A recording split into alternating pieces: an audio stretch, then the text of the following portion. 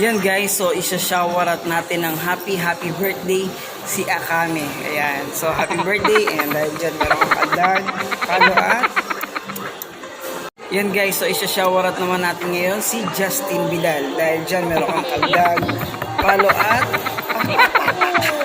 yan guys, so isa-showerat natin si Jairus Lopez at si Dustin Marasigan. Yan, dahil dyan meron kayong kaldag, palo at tag-isa kayo.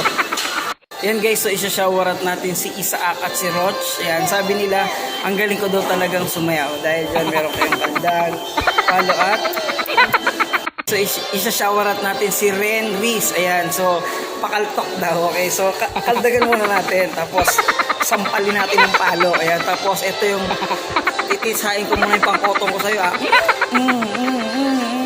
Ayan guys, so isa-showerat natin si Ashley.